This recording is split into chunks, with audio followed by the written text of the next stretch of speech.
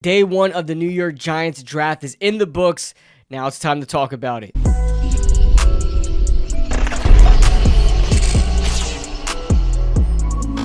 What is going on, guys? What is going on, 27 Squad? Welcome back into another video.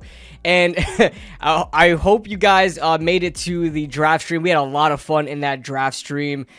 We were there from the beginning to the end. We even brought Kush back, and he joined in just like old times. But man, this was an interesting draft, and I'm warming up to it. I'm calm now, guys. I'm calm. I promise. Jaxson. So, third overall, the New York Giants are selecting, and we had a little bit of a shakeup at 2, which the player wasn't different, just the team, so it doesn't really change anything for the New York Giants. I thought it was a great fit, Travis Hunter going to the Jaguars. So now the Giants have the third pick, and they go Abdul Carter, exactly what probably for the past week a lot of people predicted, including myself. Like that's just gonna be the pick, and they're not gonna take Shedeur at number 3 just based on everything that we've seen, you know, in the offseason of them wanting to get anybody but, you know, a quarterback at 3. You know, they try to get Matt Stafford really bad. They try to get Aaron Rodgers. They got Russell. They got Jameis. You know, so they've tried every avenue possible to not get a quarterback at 3. So Abdul Carter was going to be the pick. So to talk about Abdul Carter, man, I love him. I don't know why people are not high on him. It doesn't make any sense at all. If you watch him on film, he's the closest thing you're going to get to Micah Parsons since Micah Parsons came out. And like, as far as they are as prospects, it's not that different. It really is not that different. I don't really want to go into a scouting report about Abdul Carter. You guys know, for the most part, how good this guy is. I don't want to get into it too much. You guys have heard about it since January, probably watched your film, highlights, even seen him in broadcast, you know, in games. So I'm not going to talk about too much about his scouting report, just more so of just the confidence of him being implemented into this offense. Now, I was reminded on my stream that we still have Shane Bowen as our defensive coordinator. Yes, that is true, but Shane Bowen isn't forever. We're hoping Abdul Carter has a longer stay than Shane Bowen, but I still think it could work. You know, you have Kayvon there. A lot of people are saying, oh, because you have Kayvon, why would you draft Abdul Carter? That just makes no sense at all. Yes, they took Kayvon Thibodeau's 5th-year option literally minutes after drafting Abdul Carter, kind of doubling down on having, you know, a good rotation at, you know, edge rusher. You know, you guys, listen, I know this is not OC, this is not Justin Tuck, this is not Jason Pierre-Paul or Matthias Kiwanuka. I know that this group probably isn't that group. That group was absolutely insane back then. But, however, it's still the same mindset. Have a good, you can never have enough pass rushers. You'll find a way to use them, even if you have to rotate these guys in or find ways to put them on the field at the same time. Abdul Carter has worked as an off-ball linebacker. I'm not saying to leave him as an off-ball linebacker, but if you need him to blitz on a 3rd down from the inside and get through the B gap or have an A gap blitz, he can do that and do it well.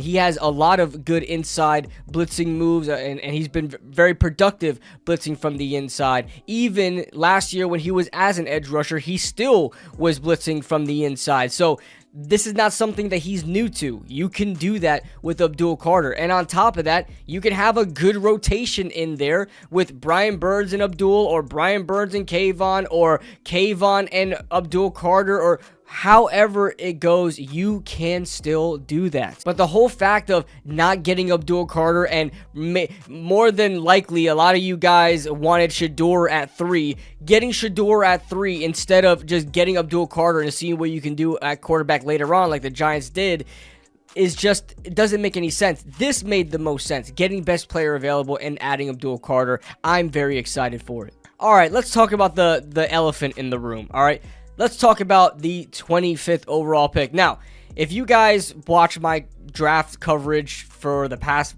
maybe week or so, even in my final mock draft, I didn't have the Giants trading up, but I said the Giants are going to trade up. It was just, I just didn't want to put it in that exercise because most of my mock drafts were the Giants trading up at some point for a quarterback, and I wanted to make a mock draft where I didn't do that. So, but I did say in that mock draft that the Giants are going to trade up for Jaxson Dart. So that was my official prediction before the stream started. When I started the stream before the draft started, I said that the Giants are going Abdul Carter and Jaxson Dart, and that's exactly what happened. And it was still a shock to me because Shedeur Sanders was still available, and you guys saw my reaction last night. And I'm a lot more calmer to it. I am, because I look back and I'm just like, man, why did I get so crazy about it? I didn't even like Shedeur that much to begin with. You know what it is? It's just me being so scared that the Daniel Jones thing is happening again. It's me being so scared about that. It's just paranoia at this point. I like Jaxson Dart. Again, I still had Shedeur Sanders at quarterback too, but Shedeur Sanders, to me, is a lot closer to Jaxson Dart than Shedeur Sanders is to Cam Ward. Like, I think the gap between him and Cam Ward are huge compared to him and Jaxson Dart. So, them just getting the guy that they feel like is better for them, like a better scheme fit, maybe he interviewed better, you know, he has all the tools that maybe you would want, right? He's more of a explosive play guy. I could pull up some of his numbers in a second, but he's more of an explosive play quarterback, a guy with also a quicker release, which is something that you need for the RPO game. On top of that, he ran a lot of RPOs in college. Now, he ran RPOs and play actions a little too much in that Lane Kiffin offense, where he's going to have to try to adapt out of that system. But still, Brian Daboll still has that in his system. We've seen Daniel Jones operate the RPO game actually pretty well. I mean, Daniel Jones did do a good job in the RPO game. It was everything else after that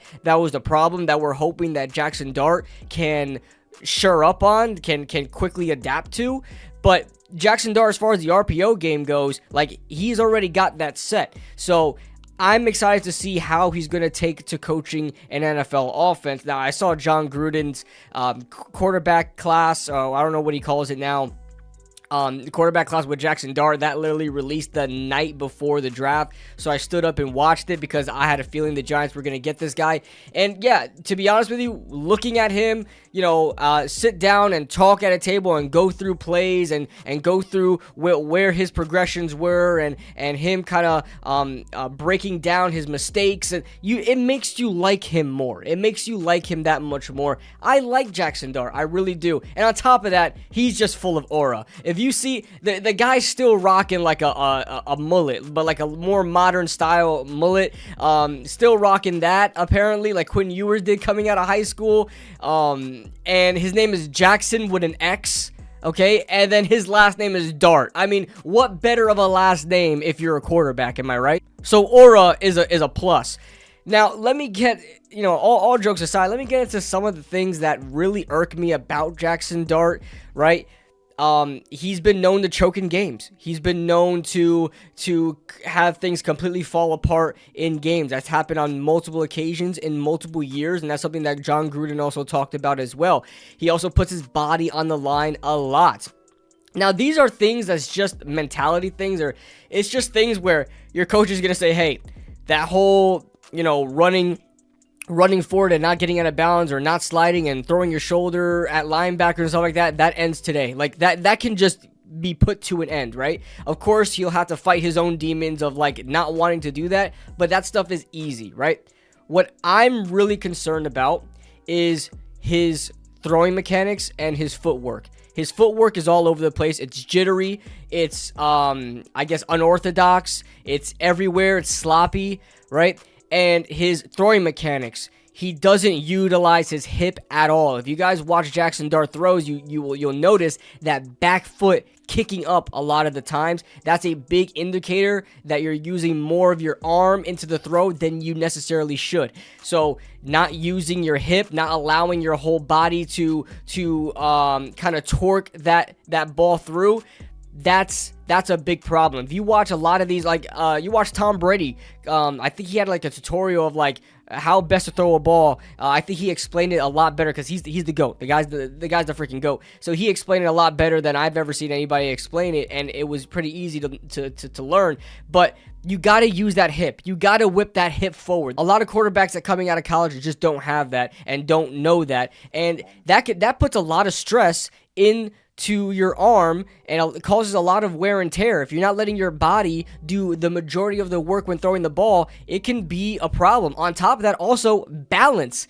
It could affect your accuracy, throwing the ball on one foot constantly. Now, as far as accuracy goes, he hasn't really had that much of a problem in the NFL, in college level. He did a lot of one read RPO type stuff and deep bombs downfield. But in the NFL, especially in Brian Dable's offense, yes, does he have the RPO one read sort of stuff happening? Yes, but he has a lot of in-breaking combinations, a lot of quick throws, a lot of timing throws, where you need top-tier accuracy. That can be a problem as well if that foot is kicking up. On top of that, it hurts your arm strength downfield, right? It hurts how well you could propel the ball downfield. That's like a problem with Cam Ward when he throws the ball deep. He doesn't have the best footwork, doesn't have the best mechanics throwing the ball. So that's why the ball kind of flattens out and doesn't look that good downfield, even though he has a very strong arm. That's because he's making his arm do a lot of the heavy lifting, and that's the same thing